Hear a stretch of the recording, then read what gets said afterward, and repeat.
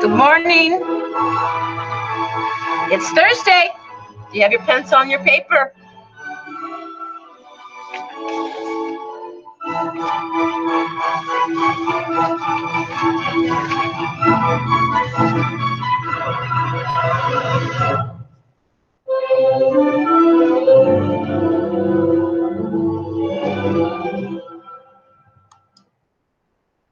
Okay, so King Pellinor and I are here, and we have joined Tarzan. So here is our first application problem for sinusoidal curves. So you can see this problem. Hopefully you've read it in advance of our getting together. And this is about Tarzan here. He's on some tree in the Amazon. Well, Amazon is in South America. So he's somewhere in South Africa, and he's swinging over this river. So here is the edge of the riverbank, and here is the water. So land and water. So when we look at this, Tarzan is swinging back and forth on his grapevine. As he swings, he goes back and forth, alternately over land and water. Jane, we love Jane, she decides to model his motion and uses a stopwatches. So we're going to define the variables y and x, dt apparently is, x is implied. So when y is positive, Tarzan is over the water. So here's when it's positive, and when y is negative, he's over the land. So what does that information really mean? So let's define the variables and put pencil to paper. So sliding up the problem, we're looking just at the sketch here. So when we define our variables, what is that, Pellinor? No, Tarzan is in Africa, you are in Europe. Okay, so looking at t is in time, and I think what time is reasonable? He's swinging back and forth and back and forth. Does it take you a minute? Does it take you a second? I think seconds are reasonable for swinging. And y, that is his distance. And that's in meters. So he's either swinging beyond the bank and onto the water and over the bank. So each point written as an ordered pair. We have this information down here. At time is 2 seconds, he's at negative 23. So at 2 seconds, negative 23. And Jane finds that at 5 seconds, he's at positive 17. So at 5 seconds, he's positive 17. Now going back and rereading this again, reading it again, pause the video. At one end of the swing and at the other end of the swing. What does that imply, Pellinor? Pellinor, wake up. You cannot be sleeping right now. Oh, good lady, gracious me, good lady, thank you for being patient. Swinging and at one end and at the other end, I guess the end is as far as you can go. Thank you, Pellinor. So in math, as far as you can go, that's called maximum and minimums.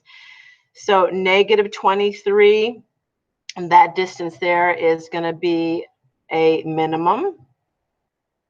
And at positive 17, that's going to be a maximum. And that's, of course, his displacement, not up and down, but from the riverbank. So now we have enough information to kind of set up our problem, model our problem. So we have sketch a graph, write an equation, predict distance, and then where was Tarzan when Jane started her stopwatch? So that would be, of course, at time equals 0. So we know that based up here on the 2 seconds and the 5 seconds, he was at his minimum and he went up to his maximum in that time period. And so if we continue this sketch, we can see that that shape right there, his minimum to his maximum, that's half of a cycle. So if this is half of a cycle, here's the other half of the cycle. So this is 2 seconds at 5 seconds. And then if that's half the cycle, that's 3. 5 minus 2 is 3. So this has to be at 8 seconds. So there's a very quick sketch, only so that I can figure out how I want to place my coordinate plane for part A. So part A, we have here y is meters. And I don't know where the time is. I don't know where D is. I know that his maximum is 23, is negative. Thank you, Pellinor. His negative is negative 23, and his maximum is 17. And we know D is the average. So calculating that average value, because I don't know where to place the y-axis, the x-axis, the time axis yet. So D is maximum plus minimum. So 17 plus the negative 23 over 2 would be negative 6 over 2, so negative 3. So this value right here is negative 3. Yikes! Maybe I can make that just a smidge lower. That is negative 23. And so I'll make this about 0. So this is negative 3. This is his max. Here's his minimum. There's his displacement. Now I can put the time on. So over here, I know I have to go to 8 seconds. So 1, 2, 3, 4, 5. 1, 2, 3, 4, 5. So there's seconds. So X is seconds. And we know at time of 2, he's at negative 23. At time of 5, he's at 17. So, and then he finishes that swing. We evaluate this distance here is 3, so 3 more. He's back to the minimum. So here is one cycle of the graph. So I can see that I'm going to probably choose, looking at that starting at a minimum, I'm going to choose to use negative cosine for this graph. So finishing the problem, well, finishing part A, sketch a graph. Okay, there's a graph. Meters, seconds. Write a particular equation. Okay, we've got D. We know we're going to choose a negative cosine because it started at an extrema, maximum or minimum are extrema. So now I'm going to go do the other parts. So my amplitude, when a sine and cosine, that word is applicable, is maximum minus minimum over 2. And so that's 17 minus a minus 23 over 2, which is 40 over 2, which is 20. Again, if you think that's too fast, stop and pause the video. You have control. Now, amplitude may be 20, but remember A is what goes into the equation, and A is affected by this. So we understand we're flipping it. And so my A value is negative 20.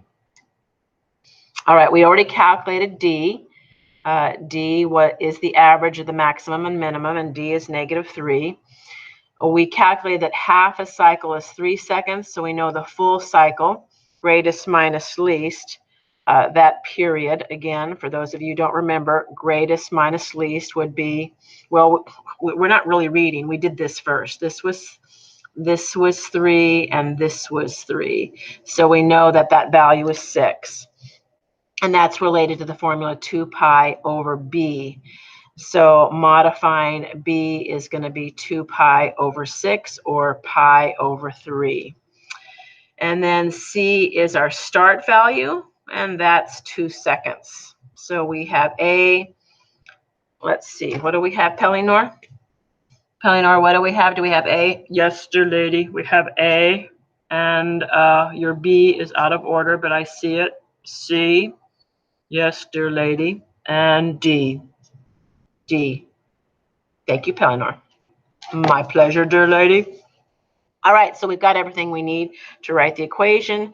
So y equals negative 20 cosine pi over 3 time minus 2 minus 3. And there's our equation. Yay! Okie dokie. Next, part C.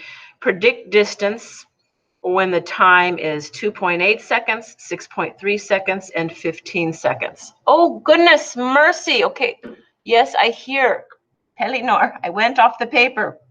Dear lady, you're writing on the paper. Oh, I meant I went off the video. Oh, I understand. So I'm sliding the paper. Thank you, Pelinor. So sliding, there's my equation. A, B, C, D, A, B, C, D.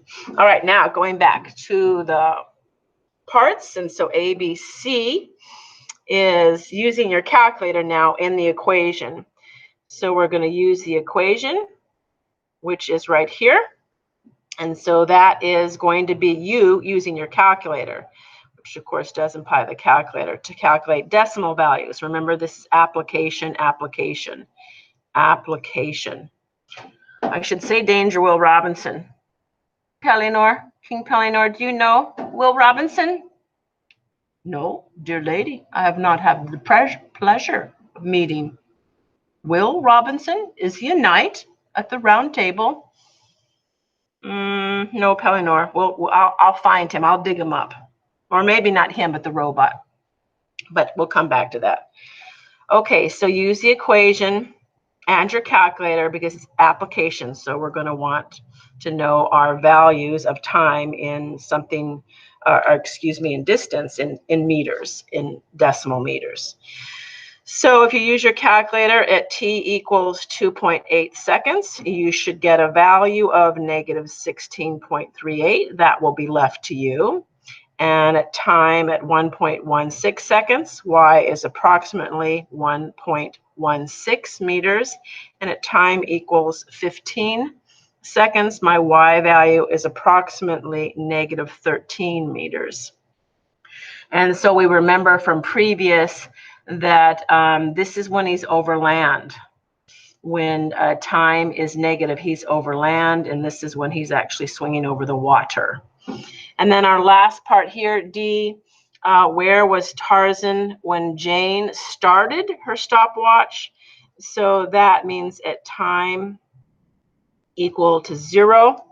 So again, using the equation above, sliding up my paper. Okay, I see it. Mrs. Brooks, slide up the paper. So at time equals 0, I'm putting that in for t. Time equals 0, and then processing that with my calculator, and y will be 7 meters. And so that since that's positive, we know that he's actually over the water when she started her stopwatch. Yay! So with that information, that is a lesson. You stop and start as you need to, because that is just what we're going to have to do these days. I'll give a lesson, and the videos take so long, I got to keep those lessons short. So have a look, go over it again and again, chat with your friends online. And again, office hours, I think, are starting next week, depending on how swiftly my computer goes. I might experiment on Friday.